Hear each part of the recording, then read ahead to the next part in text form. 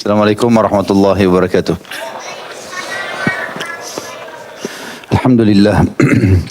Selalu saja kita memuji Allah dengan penuh keyakinan Allah pasti mendengar pujian kita ini. Dan pujian Alhamdulillah diberi julukan oleh Allah dengan kalimat syukur. Dan Allah telah berfirman dengan bersyukurnya seorang hamba, la in syakartum la azidannakum wa la in kafartum inna adzabi lasyadid. Kalau kalian bersyukur, berterima kasih, aku pasti akan tambah. Dan kalau kalian kufur, azabku sangat pedih. Maka sangat wajar sebagai seorang mukmin selalu lisan kita terbasahi dengan Alhamdulillah. Juga selanjutnya kita panjatkan salawat dan taslim, salam yang penuh dengan hormat, hangat kepada baginda Nabi besar Muhammad sallallahu alaihi wasallam. Sebagaimana Allah telah memerintahkan kita mengucapkan itu, dengan harapan ini akan menjadi pahala buat kita dan akan mendapatkan rahmat juga yang telah dijanjikan oleh Allah, dengan sekali mengucapkan salam hormat dibalas 10 kali. Saudaraku siman, masih di bab solat dalam kitab Minhajul Muslim, dan kita akan masuk ke materi ke-9. Masalah solat qasar, solat jama', solat orang sakit, dan solat dalam keadaan genting. Setelah sebelumnya kita sudah mempelajari panjang lebar masalah imamah, azan dan iqamah. Juga masalah makmum yang masbuk. Syekh Abu Bakar rahimahullah menjelaskan tentang masalah dimulai dengan solat qasar. Dan qasar pengertiannya adalah solat yang diringkas dari 4 rakaat menjadi 2 rakaat dengan tetap membaca Al-Fatihah dan surah. Dengan demikian solat maghrib dan solat subuh tidak dapat dikasar. Karena solat maghrib 3 rakaat dan solat subuh 2 rakaat. Sudah saya jelaskan di awal-awal bab solat kita, kalau solat memang asalnya awal turun atau awal diperintahkan di kejadian Isra dan Mi'raj semuanya 2 rakaat. Subuh 2, duhur 2, asar 2, maghrib 2, isya 2. Setelah hijrah Nabi SAW ke Madinah, sebelum terjadi perang Badar, maka disempurnakanlah solat seperti yang kita ketahui sekarang. Maghrib ditambah 1, isya, duhur dan asar ditambah 2 rakaat, dan tertinggallah hukum asalnya pada subuh. Makanya seseorang dibolehkan mengqasar solat di waktu-waktu tertentu, artinya memangkasnya, mengembalikan dia ke hukum solat yang awal. Dan yang boleh diqasar hanya yang 4 rakaat saja, karena memang minimal solat pada saat itu yang wajib dikerjakan adalah 2 rakaat. Hukum solat qasar disyariatkan berdasarkan sabda Nabi atau berdasarkan firman Allah Subhanahu wa taala dalam surah An-Nisa ayat 101. A'udzu billahi minasyaitonir rajim, wa idza darabtum fil ardi falaysa 'alaikum junahun an taqsuru minas shalah. Dan apabila kalian bepergian di muka bumi, maka tidaklah mengapa kalian mengqasar salat atau memangkas yang 4 rakaat menjadi 2. Juga sabda Nabi SAW di dalam hadis yang sahih diriwayatkan Imam Bukhari Muslim, ini lafadznya Imam Muslim nomor 686, sadaqatun tasaddaqallahu biha alaikum faqbalu sadaqatah. Salat qasar adalah sedekah yang disedekahkan Allah kepadamu, maka terimalah sedekahnya. Jadi Allah SWT ringankan bagi musafir untuk mengqasar. Kebiasaan Rasulullah SAW mengqasar salat ketika berpergian telah menjadikannya sebagai sunnah muakkadah. Sunnah yang sangat ditekankan. Karena tidaklah Rasulullah SAW berpergian kecuali beliau akan mengqasar salat, dan para sahabat seluruhnya ikut mengqasar salat mereka bersama beliau. Jadi boleh saja musafir tetap mukim, artinya tetap dia salat itmam, sempurna. Dia hitung dirinya seperti mukim. Tetap duhur 4, tetap asar 4, itu nggak ada masalah. Tapi kalau dia mau mengikuti sunnah Nabi SAW, maka dia mengqasarnya. Poin nomor 3, perjalanan disunnahkan mengqasar salat di dalamnya. Nabi SAW tidak membatasi jarak perjalanan yang di dalamnya dibolehkan mengqasar salat. Tapi setelah mayoritas sahabat, tabi'in dan para imam memperhatikan jarak sejumlah perjalanan yang dilakukan oleh Rasulullah SAW yang di dalamnya beliau mengqasar salat, akhirnya mereka mengambil kesimpulan bahwa jarak perjalanan yang di dalamnya dibolehkan mengqasar salat adalah sekitar 4 barid, atau disebutkan 1 barid sama dengan 12 mil, atau kurang lebih jumlahnya semua 80 atau 48 mil. Ya kurang lebih kalau dalam kilometer 88 kilometer poin 7. Jarak ini merupakan jarak minimal bolehnya mengqasar salat. bagi orang yang melakukan perjalanan minimal sebagaimana batasan jarak di atas dengan tujuan bukan untuk melakukan suatu kemaksiatan kepada Allah, maka disunnahkan baginya mengqasar solatnya, di mana ia menunaikan solat duhur, asar, serta isya yang tadinya 4 rakaat menjadi 2 rakaat.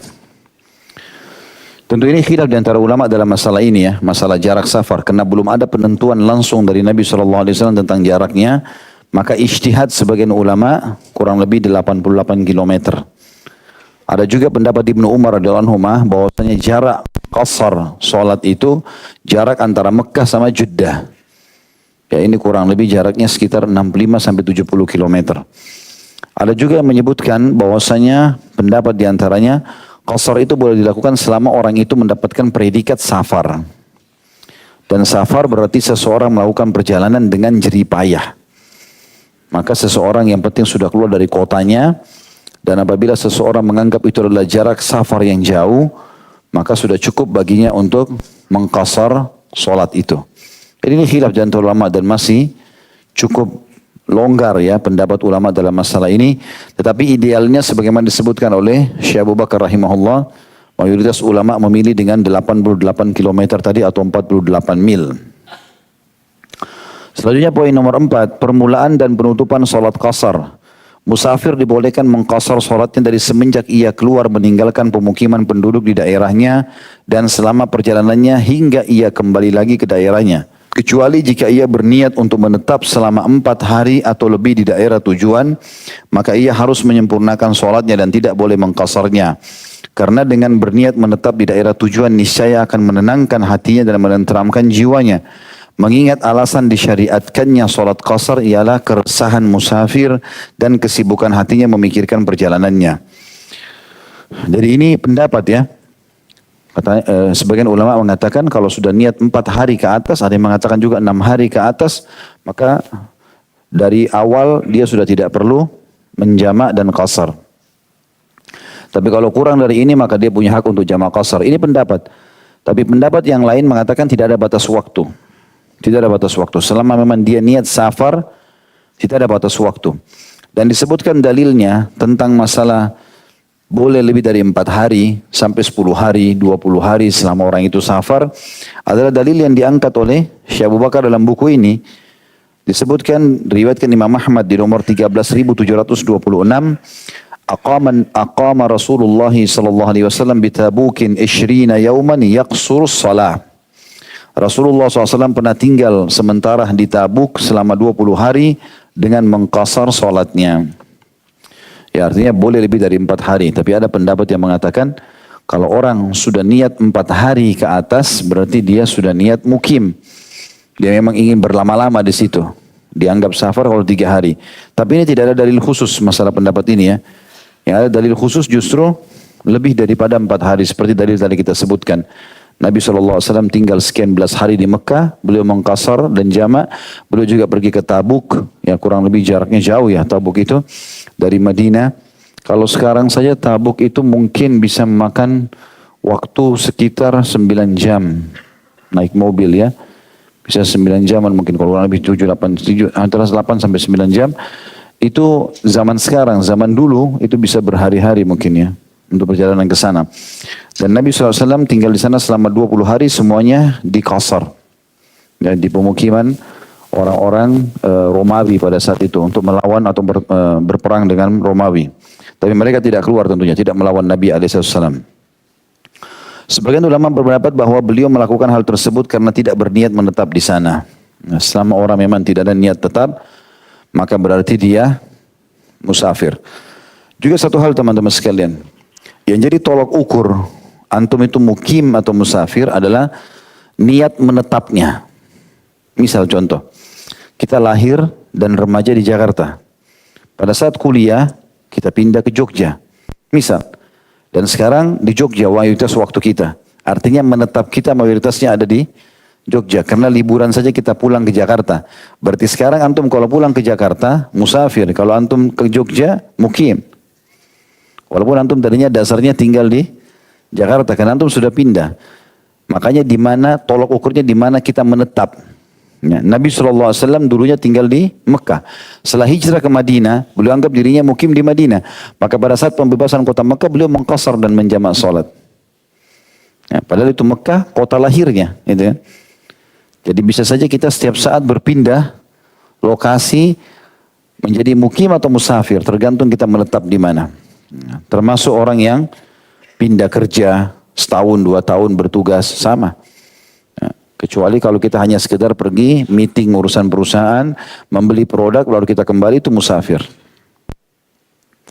Poin nomor 5, solat sunnah dalam perjalanan.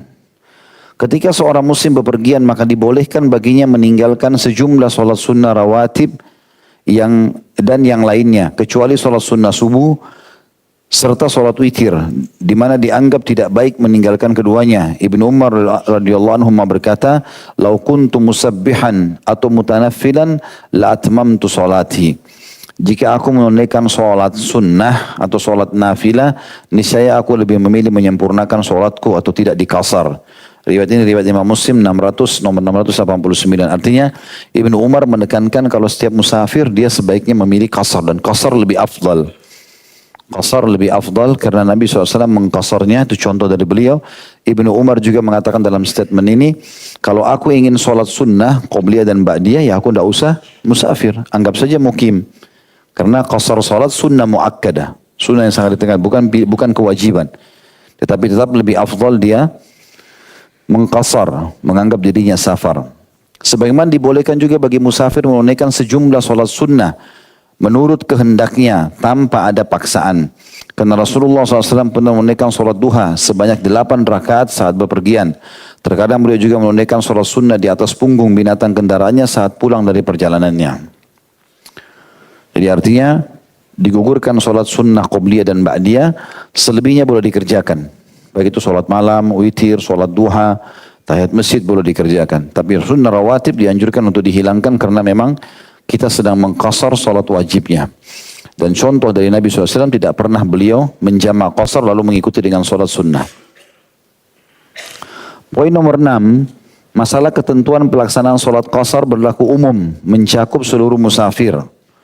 Mengenai ketentuan pelaksanaan salat qasar, tidak ada perbedaan antara musafir yang berkendaraan dengan musafir yang berjalan kaki.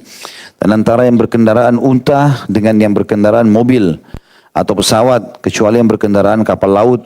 Jika ia tidak turun dari kapal lautnya sepanjang tahun sehingga seakan-akan ia telah menjadi penghuninya, jika demikian maka tidak dibolehkan baginya mengqasar solat, melainkan dia harus menyempurnakan solatnya karena ia dianggap telah menjadi penghuni kapal laut tersebut. Jadi kayak pegawai-pegawai di kapal laut, ya. Walaupun dia setahun baru pulang di Indonesia, misalnya dia ke Eropa, dia kemana-mana, ya tetap aja di laut itu seperti rumahnya sudah menetap di situ.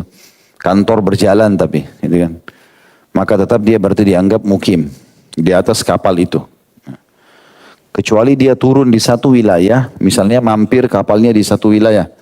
Pada saat mampir, dia turun di kota itu, tinggal 2 hari misalnya, di situ boleh dia menjamak qasar. Kapan dia kembali ke kapalnya, berarti dia itmam lagi.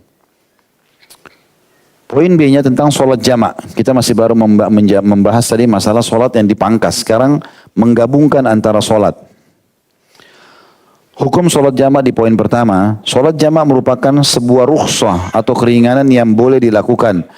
Kecuali menjamak 2 sholat duhur, yakni duhur dan asar. Pada hari Arafah.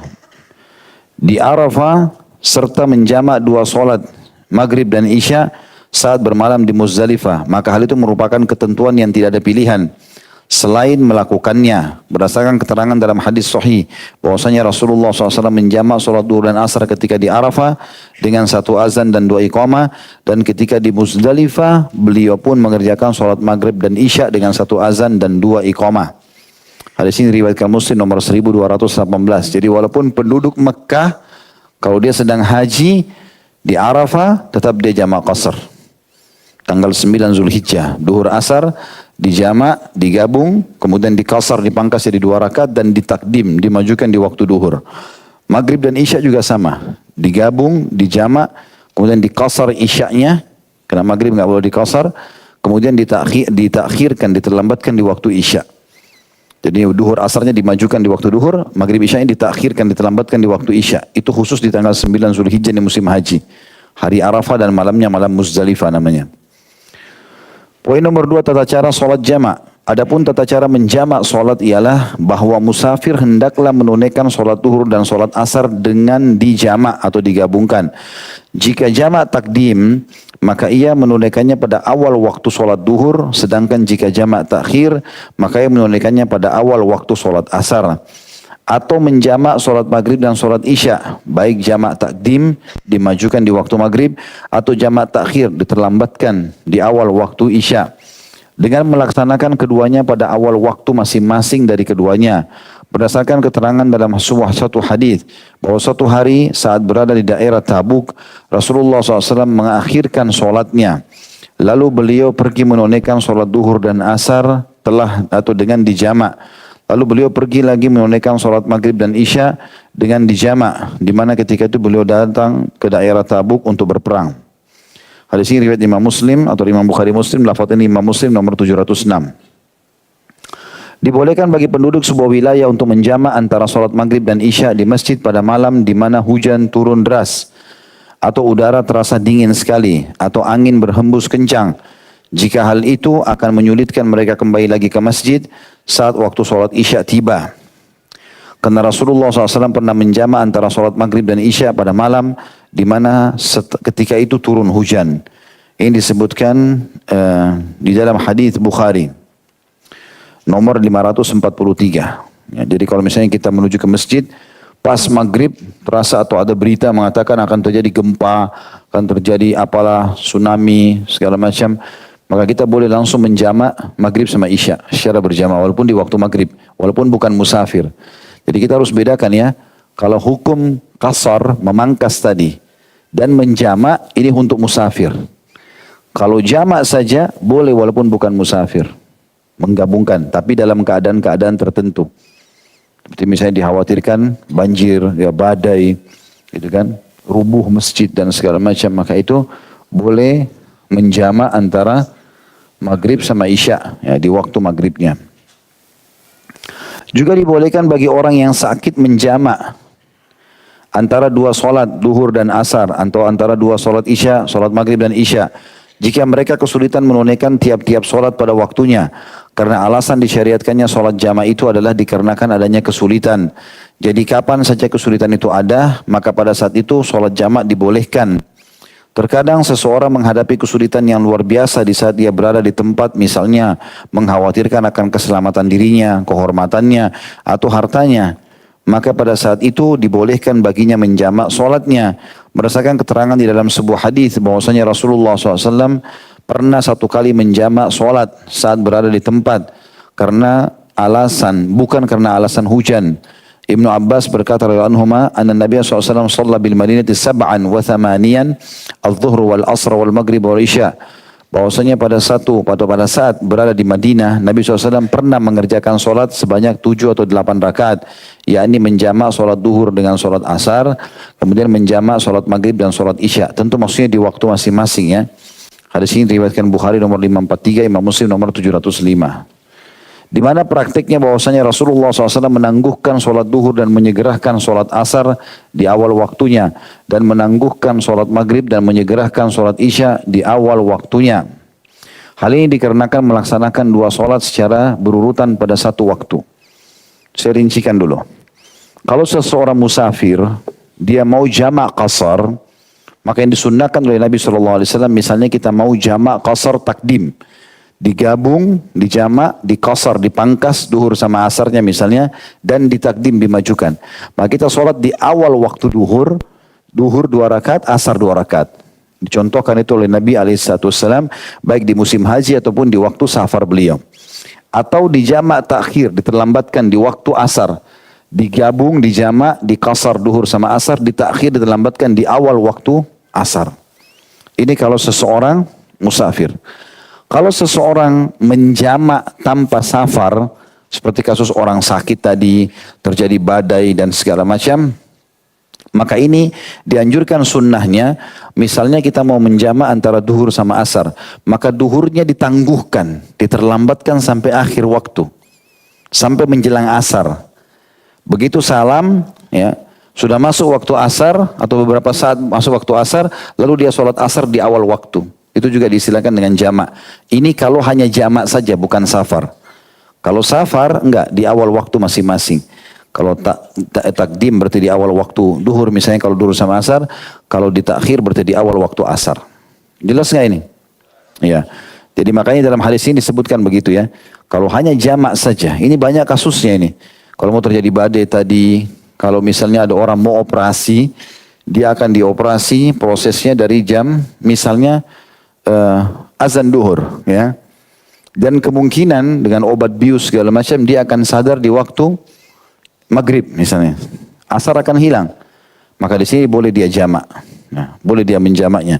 Dan kondisi ini kalau memang betul-betul dia harus masuk ruang operasi, tidak bisa lagi kecuali waktu itu, boleh dia menjamak di waktu itu. Duhur dan asar di awal waktu duhur. Walaupun idealnya, sunnahnya kalau menjamak tanpa qasar, duhur di akhir waktu, asar di awal waktu. Maghrib di akhir waktu, isya di awal waktu. Jadi bertemu juga di jamak. Tapi ini bagi orang yang tidak musafir. Kalau musafir dia tetap menjamak di awal waktu masing-masing sholat itu. Selanjutnya di poin C-nya tentang sholat orang sakit. Jadi kita sudah sudah bahas poin A tentang qasar, poin B tentang jamak. Kita sekarang bahas di poin C tentang sholatnya orang sakit. Jika orang sakit dan tidak mampu berdiri dengan bersandar kepada sesuatu, hendaklah ia sholat sambil duduk. Jika ia tidak mampu duduk, hendaklah ia sholat sambil berbaring atau miring di atas lambung. Jika tidak mampu juga, hendaklah ia sholat sambil terlentang dengan melonjorkan kedua kakinya menghadap ke arah kiblat dan melakukan sujudnya dengan cara membungkuk lebih rendah dari rukuknya. Jika ia tidak mampu melakukan rukuknya dan sujudnya dengan cara demikian, maka lakukanlah dengan isyarat dan ia tidak boleh meninggalkan sholatnya apapun alasannya. Berdasarkan keterangan dikemukakan oleh Imran ibn Husain radhiyallahu anhu, seraya berkata, aku menderita penyakit wasir. Lalu aku bertanya kepada Nabi SAW tentang solat dan beliau menjawab, "Shalli qa'ima, fa in lam tastati' fa qa'ida, fa in lam tastati' fa shalli ala jambik, fa in lam tastati' fa mustalkiyan." Salatlah kamu sambil berdiri, jika kamu tidak mampu, maka salatlah kamu sambil duduk. Jika kamu tidak mampu, maka salatlah kamu sambil berbaring atau miring di atas lambung, balik sisi kanan. Diusahakan tentu hadap kiblat, ya. Dan jika tidak mampu, kamu tidak mampu, maka salatlah sambil terlentang. Hadis ini riwayat Bukhari di nomor 1117.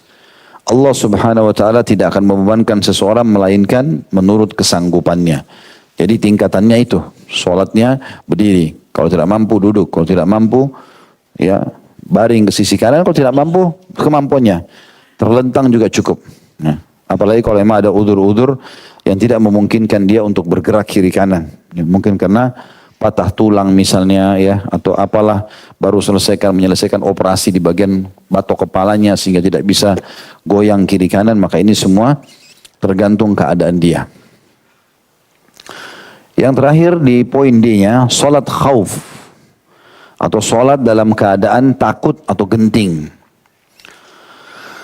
Disebutkan poin pertama, ketentuan hukum syariatnya. Salat khauf disyariatkan berdasarkan firman Allah Subhanahu wa taala dalam surah An-Nisa ayat 102. A'udzu billahi minasyaitonir rajim. Wa idza kunta fihim fa aqamta lahumus salata faltakun ta'ifatun minhum ma'aka wal ya'khudhu aslihatahum fa idza sajadu falyakunu min wara'ikum wal ta'ti ta'ifatun ukhra lam yusallu falyusallu ma'aka wal ya'khudhu hidrahum wa aslihatahum. Apabila kamu berada di tengah-tengah mereka, maksudnya sahabatmu, lalu kamu, hai Muhammad, bila kamu berada di tengah-tengah mereka, maksudnya para sahabatmu, lalu kamu hendak mendirikan sholat bersama-sama mereka. Tentu maksudnya genting ini peperangan ya, terutama dalam peperangan. Karena kita lagi berhadapan sama musuh, itu yang dimaksud dengan sholat genting. Jika kamu hai Muhammad berada di tengah-tengah sahabatmu lagi bersama-sama dengan mereka lalu kamu hendak mendirikan solat bersama-sama mereka, maka hendaklah segolongan dari mereka berdiri solat bersamamu dan menyandang senjata. Kemudian apabila mereka yang solat bersamamu sujud telah menyempurnakan satu rakaat, maka hendaklah mereka pindah dari belakangmu untuk menghadapi musuh dan hendaklah datang golongan yang kedua yang belum solat lalu solat mereka denganmu dan hendaklah mereka bersiap siaga dan menyandang senjata. Jadi artinya solat sambil pegang senjata. Poin nomor 2 tata cara solatnya. Seperti apa sih? Tentu ada dua macam ya. Ada solatul khauf, solat dalam keadaan genting atau peperangan ini. Sementara musafir, kita yang datang ke lokasi musuh. Atau kita dalam keadaan genting sedang berhadapan musuh tapi duduk di kota kita. Ya, kalau itu musafir, kalau ini mukim. Maka ada caranya masing-masing. Mengenai tata cara pelaksanaan sholat khauf, terdapat sejumlah tata cara pelaksanaan yang berbeda tergantung pada berat dan ringannya kegentingan yang dihadapi. Adapun tata cara sholat khauf yang paling masyhur ialah saat peperangan berlangsung di perjalanan atau di daerah musuh, sedang musafir ya, di mana pasukan tentara dibagi menjadi dua kelompok. Karena musafir jadi sholatnya berapa rakaat? 2. Misalnya duhur 2, asar 2 gitu kan. Ini sholatul khauf, sholat duhur, asar, sholat maghrib, isya, tapi dalam keadaan genting. Kalau tadi kan kita dalam kondisi musafir di kamar hotel segala macam, kita sholat di rumah keluarga nggak ada masalah. Tapi ini di kancah peperangan, makanya agak berbeda keadaannya. Di mana pasukan tentara dibagi menjadi 2, misalnya ada 1000 pasukan, 1000 orang, 500 misalnya, atau ada 100 orang, 50. Satu kelompok berdiri menghadap arah musuh dan satu kelompok lagi menghadap saf di belakang imam. Jadi kalau 100 orang prajurit, 50-nya ikut imam sholat, 50-nya berjaga-jaga menghadapi musuh. Maka dibagi 2 kelompok, satu kelompok berdiri menghadap ke arah musuh dan yang satu kelompok lagi membuat saf di belakang imam.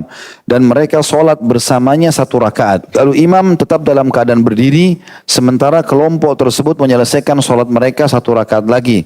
Lalu salam. Paham maksudnya? Misalnya saya jadi imam, pasukan ada 100 orang, 50 orang menghadapi musuh, 50 orang ikut berjamaah dengan saya. Karena kita musafir sholatnya 2 rakaat, misalnya duhur 2 rakaat. Nah pada saat saya sholat 1 rakaat, ini makmum ikut semua, 50. Begitu saya berdiri ke rakaat kedua, ya, mereka ikut berdiri ke rakaat kedua, tapi mereka setelah itu lanjutkan sendiri rakaat keduanya. Saya tetap berdiri sebagai imam. Mereka seperti sudah misah, nanti enggak? Tapi tetap di safnya. Mereka ruku, mereka i'tidal, mereka sujud sampai salam lalu mereka bubar. Pasukan, saya sebagai imam tetap berdiri di rakaat kedua. Saya enggak ikut-ikutan sama makmum, makmum sampai selesai. 1 rakaat berjamaah sama saya, rakaat kedua mereka sholat sendiri. Tapi tetap dalam kondisi saf tertata rapi. Jelas gak ini? Karena ini untuk jihad, harus siap. Mau dapat bidadari harus paham ini. Setelah pasukan yang 50 orang sholat salam, mereka menghadapi musuh. Yang 50 belum sholat ikut gabung sekarang. Paham gak? Mereka gabung sekarang, saya imam rakaat yang keberapa? 2. Makmum yang baru masuk, pertama. Maka saya sholat, ruku, i'tidal, mereka ikut saya semua. Ya. Begitu saya tahiyat, mereka berdiri menambah 1 rakaatnya. Yang baru datang. Sayanya tidak salam tapi sebagai imam. Saya tunggu mereka. Mereka ruku, mereka i'tidal, mereka sujud, mereka sujud lagi, duduk tahiyat, baru salam bersama-sama dengan saya. Jelas nggak? Alhamdulillah. Ada tadi ini berarti sudah paham. Baik. Dikatakan di sini saya ulangi lagi, di mana pasukan tentara dibagi menjadi 2 kelompok. Satu kelompok berdiri menghadap ke arah musuh dan satu kelompok lagi membuat saf di belakang imam atau ikut sholat. Dan mereka sholat bersamanya 1 rakaat bersama imam. Lalu imam tetap dalam keadaan berdiri sementara kelompok tersebut menyelesaikan sholat mereka 1 rakaat lagi. Lalu salam, bubar mereka. Tadi pergi hadapi musuh yang belum sholat masuk. Kemudian kelompok tersebut menggantikan posisi kelompok yang satunya lagi yang menghadap ke arah musuh. Lalu kelompok yang digantikan membuat saf dan sholat bersama imam 1 rakaat. Dan imam tetap dalam keadaan duduk tahiyat. Ya. Sedangkan kelompok tersebut menyelesaikan sholat mereka yang 1 rakaat lagi lalu imam salam bersama mereka. Dalil yang menjelaskan mengenai ketentuan tata cara sholat khauf di atas adalah hadis Sahal ibn Abi Hathma radhiyallahu anhu yang pernah melaksanakannya bersama Rasulullah SAW seraya beliau berkata, Anna ta'ifatan صفت مع النبي صلى الله عليه وسلم وطائفة وجاه العدو فصلى بالتي معه ركعة ثم ثبت قائما وأتموا لأنفسهم ثم انصرفوا وجاه العدو وجاءت الطائفة الأخرى فصلى بهم الركعة التي بكيت من صلاته ثم ثبت جالسا وأتموا لأنفسهم ثم سلم بهم. Satu kelompok membuat barisan bersama Nabi SAW dan satu kelompok lagi berdiri menghadap ke arah musuh. Kemudian kelompok yang membuat barisan bersama Nabi SAW sholat bersama beliau 1 rakaat dan beliau tetap berdiri. Sementara kelompok tersebut menyempurnakan sholat mereka. Lalu mereka berpaling dan menghadap ke arah musuh. Selanjutnya datang kelompok yang satunya lagi. Lalu beliau sholat bersama mereka 1 rakaat yang masih tersisa dari sholatnya. Dan beliau tetap duduk sedang kelompok tersebut menyempurnakan sholat mereka. Kemudian beliau salam bersama mereka. Disebutkan riwayat Imam Muslim di nomor 842. Itu tadi kalau kita musafir, lalu kita menghadap musuh, sholat khaufnya begitu. Poin nomor 3, tata cara sholat khauf ketika peperangan terjadi di daerah sendiri. Kita bukan musafir. Berarti duhurnya tetap harus 4, nanti asarnya juga tetap 4, tidak dijamak ya. Jika peperangan berlangsung di daerah sendiri di mana tidak dibolehkan mengqasar solat, hendaklah kelompok yang pertama mengerjakan solat 2 rakaat bersama imam.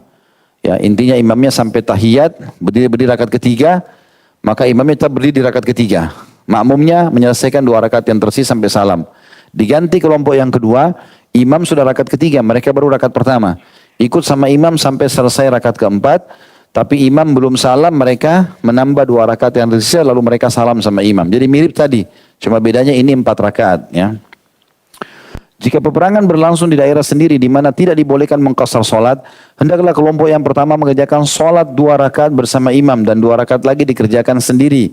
Sedangkan imam tetap berdiri, maksudnya di rakaat ketiga. Selanjutnya kelompok kedua datang yang belum solat serta mengerjakan solat bersama imam 2 rakaat dan imam tetap duduk di tahiyat terakhir, sedangkan kelompok tersebut menyempurnakan sholat mereka 2 rakaat lalu imam salam bersama mereka. Jelas? Baik. Tunggu jihad nanti pasti antum lebih paham. Lagi di medan perang menghadap musuh yang dipraktekin. Poin nomor 4. Jika tidak mungkin membagi pasukan tentara karena peperangan sedang berkecamuk dan situasinya sangat genting. Tadi kan kalau musuh lagi berhadapan, mereka lagi persiapan. Belum ada saling menyerang. Sekarang bagaimana kalau perang lagi berkecamuk? Kita tidak mungkin bentuk seperti tadi. Ada poin sendiri. Kata beliau, jika kondisi peperangan berkecamuk dan situasinya pun sangat genting, artinya di sana saling serang, ini serang, kita sudah nggak tahu apa yang harus kita lakukan, sehingga tidak memungkinkan membagi pasukan tentara, maka hendaklah mereka sholat sendiri-sendiri dalam kondisi apapun, baik sambil berjalan atau berkendaraan, baik menghadap kiblat atau arah lainnya, dan mereka melakukannya cukup dengan isyarat berdasarkan firman Allah Subhanahu wa taala, fa in khiftum farijalan aw rukbana. Jika kalian dalam keadaan takut bahaya, maka sholatlah sambil berjalan atau berkendaraan. Hadis ini riwayat atau ayat ini disebutkan dalam Al-Baqarah 239. Juga sabda Nabi SAW, wa in kanu aktsara min dzalika falyusallu qiyaman wa rukbana. Jika mereka lebih banyak dari itu, maksudnya jumlahnya sangat banyak, jumlah pasukan 10.000, 20.000, 100.000 pasukan, hendaklah mereka sholat sambil berdiri dan berkendaraan. Hadis ini diriwayatkan Bukhari nomor 943. Karena udah nggak memungkinkan lagi sholat di situ ya. Nah, jadi sholatnya masing-masing. Adapun makna tanda kutip lebih banyak dari itu dalam hadis ya, di atas adalah ketika rasa takut lebih besar dan peperangan sedang berkecamuk sehingga bercampur baur dengan musuh. Jadi kita sholat semampunya. Ya. Bahkan pernah ada sahabat Nabi diutus oleh Nabi SAW. Ada di situ riwayatnya ya, di riwayat yang paling bawah itu. Nanti saya bacakan sebentar. Di poin nomor 5 dulu. Tentara Muslim yang sedang mengintai musuh atau tawanan yang melarikan diri. Bagi tentara Muslim yang sedang mengintai musuh, jadi kalau ada beberapa orang yang pemberani, coba mata-matain musuh di sana, dia berangkat, mereka berangkat. Sehingga mereka berbaur dengan pasukan musuh. Bagaimana keadaan sholatnya? Sementara mereka di tengah-tengah pasukan musuh, gitu kan? Supaya tidak ketahuan kalau mereka Muslim. Bagi tentara muslim yang sedang mengintai musuh dan ia merasa takut akan kehilangan jejaknya atau ia dikejar musuh dan merasa takut akan tertangkap, hendaklah ia sholat dalam kondisi apapun, baik sambil berjalan atau berkendaraan, baik menghadap kiblat ataupun arah yang lainnya. Begitu juga dengan orang yang mengkhawatirkan keselamatan dirinya, binatangnya dan lain-lainnya. Hendaklah maksudnya binatang itu tunggangannya. Kalau zaman dulu orang pakai kuda misalnya. Hendaklah mereka sholat sebagaimana sholat yang dilakukan saat dalam kondisi bahaya dan genting sesuai dengan keadaannya pada saat itu. Sebagaimana hal itu telah disinyalir dalam firman Allah SWT dalam surah Al-Baqarah 239. A'udzu billahi minasyaitonir rajim. Fa in khiftum farijalan aw rukbana. Jika kalian dalam keadaan takut atau bahaya maka sholatlah sambil berjalan atau berkendaraan.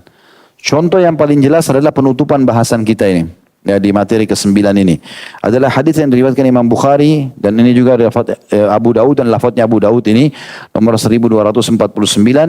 Abdullah bin Unais radhiyallahu anhu melakukannya saat Rasulullah SAW mengutusnya untuk membunuh Al-Hudhali. Seraya berkata, maka aku melihatnya dan tibalah waktu sholat asar. Lalu aku merasa khawatir akan terjadi peperangan atau tipu daya antara aku dengan Al-Hudhali yang akan mengakhirkan sholat. Maka aku berjalan sambil sholat dengan isyarat sambil tetap mengawasinya. Riwayat lain menjelaskan Nabi SAW mengutusnya ke satu suku. Suku ini kebetulan pasukannya besar dan akan menyerang Madinah. Maka Nabi SAW, tradisi beliau kalau sudah dengar ada satu suku mau menyerang Madinah, beliau serang lebih dulu, gitu kan? Diserang lebih dulu. Dan beliau berusaha untuk membunuh pimpinannya. Ya, banyak terjadi dalam kisah seperti itu ya. Di antaranya kisah Al-Hudhali ini. Jadi Abdullah bin Hunais diutus lalu kemudian dia pergi ke sana. Nabi SAW mengatakan pergilah. Dia pergi ke sana lalu dia berbaur dengan pasukan orang-orang kafir ini ya. Dia berbaur dalam 1-2 hari saja dia sudah menjadi orang kepercayaan. Karena lihainya dia berbicara, dia menunjukkan kesetiaannya dan tidak kelihatan kalau dia muslim karena tidak sholat. Gitu kan? Orang-orang itu patokannya pasti sholat ini kalau muslim. Dia tahu tuh sholat kalau ditinggalkan bisa kafir gitu kan. Maka mereka mengintai muslim dengan sholatnya. Pada saat dia sudah dipercaya, dia mengatakan aku pun tidur di dalam kemah orang ini. Ya karena dipercaya. Jadi sebagai pengawal khususnya gitu. Maka setelah aku dipercaya dan dia lagi tidur, maka aku pun memenggal lehernya. Setelah itu aku balik kepada Nabi SAW. Nabi SAW melihat dia terus tersenyum, mengatakan bagaimana misimu? Dia bilang sudah selesai ya Rasulullah. Bagaimana sholatmu? Pakai isyarat ya Rasulullah. Tapi kondisinya seperti ini. Di dalam kancah peperangan, di camp musuh, antum sendiri muslim, sedia ini sesuai 10.000 orang semuanya kafir. Ya, kalau antum ketahuan jadi masalah. Bukan di mobil, bukan di motor. Lagi naik motor kayaknya genting nih. Ya. Karena perjalanannya jauh lah salat. Kalau salat sunnah boleh. Salat sunnah Nabi SAW pernah salat sunnah di atas untanya ya. Maka beliau pun salat pada saat itu 8 rakaat di atas untanya. Kemanapun arah kiblat atau unta itu mengarah maka dia pun ya Nabi SAW tetap salat di atasnya waktu balik dari pembebasan kota Mekah. Allahu a'lam. Baik begitu saja insyaAllah. Mudah-mudahan apa yang kita bahas malam ini bermanfaat buat kita semua. Dan dijadikan sebagai tambal amal kita pada hari kiamat. Dan semoga seluruh amal soleh yang pernah kita kerjakan, yang sedang kita kerjakan, yang akan kita kerjakan sampai menjelang ajal dan nanti diterima dengan pahala yang sempurna. Dan semoga seluruh dosa tidak terkecuali yang pernah kita kerjakan, sengaja tidak sengaja, samar ataupun nyata, besar ataupun kecil, semua diganti oleh Allah dengan kemahamurannya menjadi pahala. Tidak selalu kita doakan Indonesia menjadi negara yang aman, tentram, damai, seluruh umat Islam di bawah naungan ukhuwah Islamiyah dan dalam hal ibadah agar umat Islam disatukan di bawah Al-Quran dan Sunnah dan semoga Allah melunasi utang negara ini dengan semudah-mudahnya dan membukakan rezeki dari seluruh penjurunya dan juga Allah karuniakan kita pemimpin Muslim yang adil kembali kepada Al-Quran dan Sunnah dan juga bisa menyebarkan kemakmuran dan semoga Indonesia menjadi contoh bagi negara-negara yang lain. Selalu kita doakan saudara kita di Palestina, di Syria, di Yaman, di Irak, di Myanmar, di Ahsa dan di China yang sekarang sedang tertindas. Semoga Allah ikhlaskan niat mereka, terima para syuhada mereka, mudahkan Islam di tangan mereka dan tangan kita semua dan semoga Allah ikut sertakan kita bersama mereka di pahala baik dengan doa, dengan harta juga dengan jiwa kita dan semoga Allah menyatukan kita semua di surga firdausnya tanpa hisab. Mari satukan dalam majlis ilmu yang mulia ini. Wassallallahu ala nabiyina Muhammadin walhamdulillahi rabbil alamin. Subhanakallahumma bihamdika asyhadu an la ilaha illa anta astaghfiruka wa atubu ilaik. Wassalamualaikum warahmatullahi wabarakatuh.